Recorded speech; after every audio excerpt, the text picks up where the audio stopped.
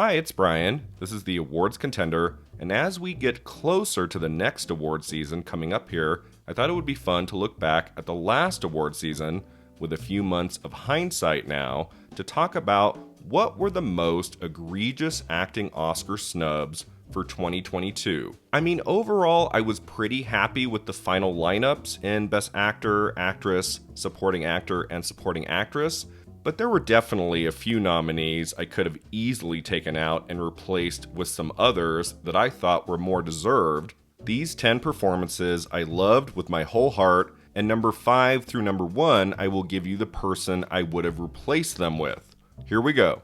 Number 10, Margot Robbie, Babylon. Oh, Nellie, look at them. Oh, who knows what she might do? She's from Jersey, you know.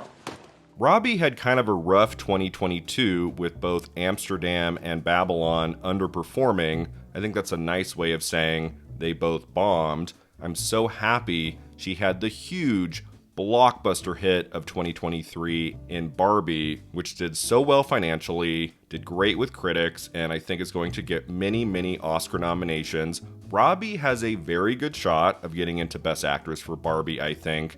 It's not a done deal. I would say she's in like 7th or 8th place right now, so it might not happen. I would say even though Babylon didn't do very well, she was also likely in 7th or 8th place there too, if the movie had done a little better, if the critics had been kinder to it, if it hadn't been such a colossal failure at the box office, I do think Robbie could have made that final 5. I mean, the timing of the movie was good, coming out at the end of December, and she is so bold and creative throughout that 3-hour film. She is divine in that movie. It would have been a great Oscar nomination. It was just a very competitive year for Best Actress, and she didn't quite make it in. I mean, I still can't believe that film got into only 3 technical categories and won nothing, didn't even win original score. Crazy. It should have gotten into at least 1 or 2 of the top categories as well. Robbie would have been an excellent choice. Number 9, Tang Wei, Decision to Leave. 이러려고 이포에 왔어요? 내가 그렇게 만만합니까? 내가 그렇게 나쁩니까? Far too many great films came up with a goose egg on Oscar nominations morning, films that didn't receive a single Oscar nod and should have gotten in somewhere. Again, like I talked about with Robbie, Best Actress was competitive. There were 10, 11, 12 great female performances fighting it out for those 5 slots. And with Decision to Leave not even making it into the international film category, there was no way that Tang Wei was going to get into Best Actress, but that was another performance that knocked my socks off last year. I didn't love Decision to Leave quite as much as some others did, but I adored her performance. She is so haunting in this movie. So real and grounded. I mean, the way we all acted so nuts when Andrea Riseborough got that surprise Best Actress nomination. Imagine if Tang Wei's name had been announced on Oscar nominations morning. We would have all gone completely berserk in the best way possible. 저거 치마 쓰신 모듬 초밥이야? 저 경비 처리돼? Number 8, Mark Rylance, Bones and All. Some people are creepy. It's better if we all steer clear of one another. It still bums me out all these months later that Bones and All also did not get into the Oscars in any categories. I loved that film. It made my top 10 list of 2022. The performances in it from its 2 leads are outstanding. Timothée Chalamet and Taylor Russell have amazing chemistry, play off each other really well. But the most memorable performance, I would say, from that movie is Mark Rylance as Sully. It was one of the great, creepy turns in a 2022 film. Mark Rylance, of course, won an Oscar a few years ago for Bridge of Spies, and this would have been an excellent second nomination for him. It's the perfect supporting actor performance. He's only in it here and there, but when he's on screen, you cannot look away. Especially toward the end, Rylance is giving a mesmerizing performance in Bones and All. We can hurt one another just as bad. I hope you're hearing me on this. Number 7, Dolly De Leon, Triangle of Sadness. In the yacht, toilet manager here. Captain, who am I? You're the captain. I would say in the supporting actress category, Dolly De Leon probably came closest to getting in. She was likely in 6th place, given that she had gotten in at the Golden Globes, at BAFTA. Like, she came very close. It actually surprises me to this day that she didn't get in, given that her film, Triangle of Sadness, was nominated for Best Picture, Best Director, and Best Screenplay, so they clearly loved the movie, and De Leon was getting in at many of the precursor ceremonies, so I don't really know what happened there. It might have been a matter of just a few votes, like 50 votes, 100 votes between 5th and 6th place. And that's a bummer because she is so great in this movie. She kind of runs away with the movie in the 3rd act. She's not in very much of the first half of the movie. That might have hurt her chances a little bit. But boy, you stick with that film, you get to that final hour, and De Leon is just incredible. That would have been an all-timer supporting actress nomination. I loved her in Triangle of Sadness. This is really bad. This is really, really bad. Number 6, Kiki Palmer, Nope. And I'm Emerald Haywood. I direct, write, produce, act. I do a little singing on the side. Motorcycles, baby. Look, I make a mean grilled cheese. If you're looking for crafty, just holler at me. Here we have another great film from 2022 that did not get a single Oscar nomination. What the hell happened with Nope? How was that not recognized in any of the technical categories? Like Best Sound? How did Nope not get into Best Sound? That's crazy. It was a pretty big hit, the critics adored it, and Kiki Palmer got some early awards buzz in the season when she won Best Supporting Actress from the New York Film Critics. I remember jumping out of my seat and cheering when I heard that news because I love her in that movie, and I wasn't sure if that was going to play any role in award season. So when she won that prize from the New York Film Critics, I thought, okay, she has a chance, like this might happen. And then I feel like some other critics recognized her, and then that was the end of the line. I don't think she got into any of the major precursor ceremonies. I mean, obviously there were 2 big things that hurt Palmer. One was the genre bias. The science fiction genre of Nope was going to make it difficult for her to get into the Oscars. And also it's a very large role in the movie. Some people were saying at the time, like, is this Best Supporting Actress or Best Actress? I could see that performance getting into lead, but again, that category was so competitive, the only chance Palmer had was in Supporting Actress. I don't think she ever really came close to Oscar for that one, but it would have been deserved. She is exciting, hilarious, emotionally moving in Nope. It is an absolutely fantastic performance for the ages. Oscar nomination or no Oscar nomination? The shot, the money shot, undeniable, singular, the Oprah shot. Number 5, Paul Dano, The Fabelmans. I'm asking you to do this now for your mom. Yeah, and I said that I will, just not tomorrow. Don't be selfish. She just lost her mother. This might be kind of controversial to say. I don't know if there's a lot of people who agree with me, but I feel like if there was one Oscar nomination for The Fabelmans in acting, it should have gone to Paul Dano. He got into at least 2 of the precursor ceremonies. He got in at SAG, I remember that. And it was never a performance that was ever going to win anything, but I adore his turn in The Fabelmans. Throughout that movie, Dano has to kind of toe the line between a father who cares for his family, but also makes some questionable decisions. It's a character that could have been one note if played by a different actor, but Paul Dano really made him a 3-dimensional human being. I loved him in that film. I've been a big fan of Paul Dano for many years. He should have 3 Oscar nominations by now. One for There Will Be Blood, one for Love and Mercy, and one for The Fabelmans. It is a crime, I think, that he still hasn't been nominated at the Oscars. I feel like he probably got pretty close for The Fabelmans. He was likely in 6th or 7th place. I would have definitely included him here, and I actually would have taken out Judd Hirsch for The Fabelmans and replaced him with Paul Dano for The Fabelmans. If you spent half the time on algebra that you spend on these movies, I hate algebra. Why are you... It's completely pointless. Not if you want to make something, it's not pointless. Number 4, Nina Haas, Tar. These conversations took place in another bed. Or rather, the couch of that horrible place you still can't let go of. Here it is, the nomination in the Best Supporting Actress category that the entire season I thought was going to happen. Usually every year in Supporting Actor or Supporting Actress, you get one big surprise, a performance that hasn't really shown up in any of the other precursor ceremonies, but there's enough love for the movie and enough people are talking about that performance that on Oscar nominations morning, there it is. My big no guts, no glory prediction was that Nina Haas was going to ride the love of Tar all the way to a Best Supporting Actress nomination, and it didn't happen. I'm still bummed about it many months later. I think that would have been a fantastic Academy Award nod for that movie, for the history of the supporting actress category.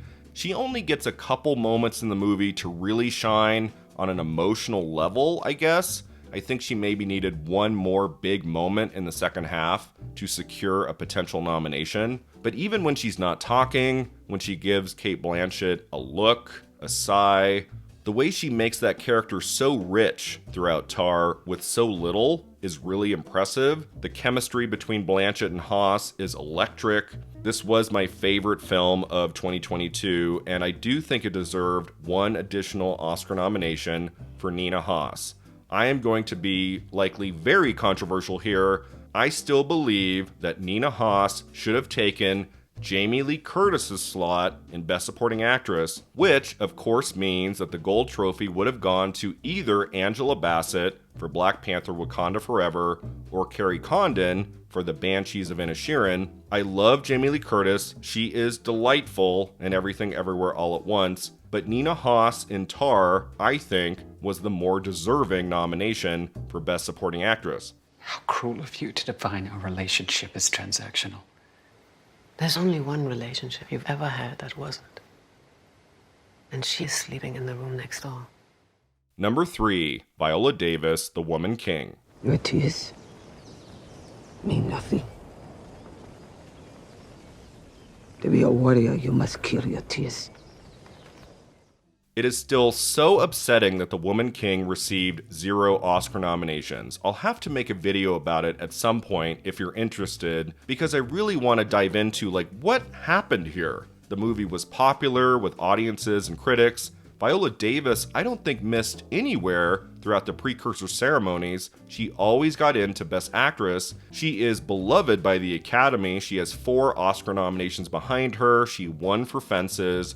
How did she not get in for The Woman King? I mean, the sad truth of the matter is that maybe a lot of people in the Academy just chose not to watch The Woman King. I don't want to believe that. I think that's awful. It is a terrific film that should have gotten 5, 6, 7 nominations. It should have gotten into Best Picture, Best Director, and Viola Davis is such a powerhouse in that movie all the way through. I love her as a performer, and this is one of her great leading roles in the movies. Considering that she did so well throughout the entire award season, it still hurts my heart that Viola Davis was passed over for her performance in The Woman King. As much as I did ultimately admire Andrea Riseborough's performance in To Leslie, I would take Riseborough out and replace her with Viola Davis for The Woman King.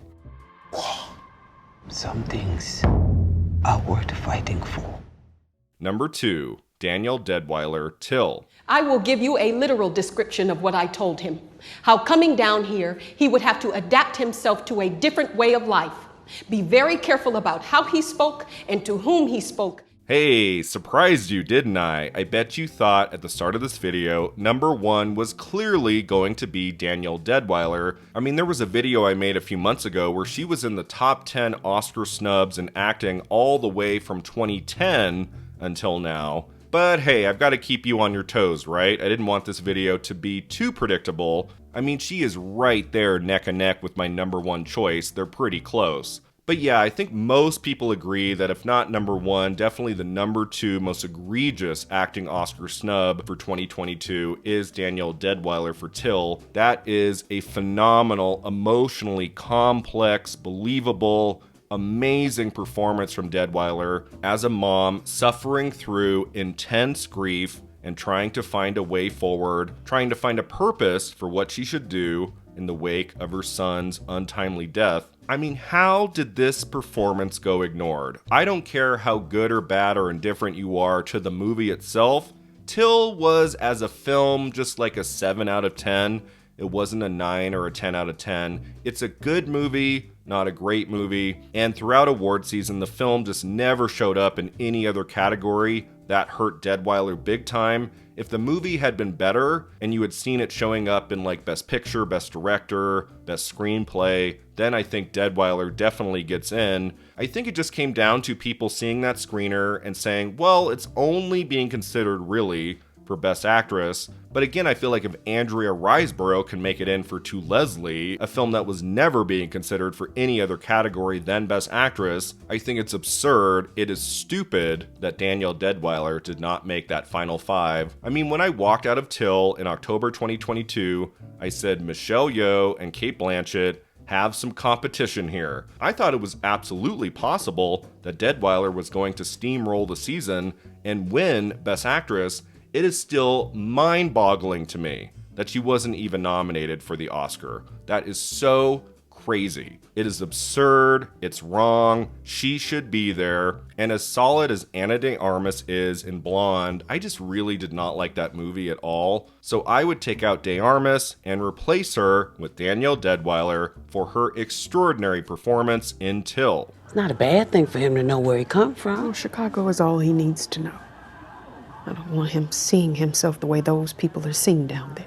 And now, the number one choice. What could I possibly have put above Danielle Deadweiler? Well, you know how much I love the horror genre, and I talk about all the time great horror film performances that go unnoticed at the Oscars. I've talked about it with Lupita Nyong'o in Us, and Toni Collette, of course, for Hereditary. So I'm going out on this video with a big one, a movie that honestly was never going to make it into the Oscars, but I think absolutely deserved to. My number one choice for the most egregious acting Oscar snub of 2022 is Mia Goth in Pearl. Terrible, awful, murderous things. I regret them now, but I liked how they felt. I wish I didn't, but I did. This was one of the great performances of the year. She was terrific in X, which came out earlier in 2022, and just knocked me out in the fall with her sublime performance in Pearl. This to me is probably the best horror movie performance since Toni Collette in Hereditary. Pearl is a beautiful movie to begin with. It made my top 10 list. I thought it was a fantastic story, well told, big surprises, beautifully shot, and at the heart of it is that Mia Goth performance that was just so intense, so memorable, just one banger moment after another that made me sit up in my seat and marvel at what I was watching. That musical number she has, her moments of dreaming of a better life, that epic long monologue she has at the very end where the camera just stays on her for minute after minute, her moments of rage, her moments of quiet. This is an extraordinary performance that I feel like should have made it into the Oscars. I say it all the time, if Kathy Bates can win an Academy Award for Misery, like why can't Lupita Nyong'o make it in for Us? Why can't Toni Collette be nominated for Hereditary? And why can't Mia Goth get a nomination for Pearl? It was one of the best performances of the year. It would have been an all-timer Oscar nod for the ages. As much as I adore The Fabelmans and Michelle Williams in it, in this year, in this case, I would have taken out Michelle Williams and replaced her with Mia Goth for her remarkable, once-in-a-lifetime performance in Pearl. You're not gonna say anything, are you?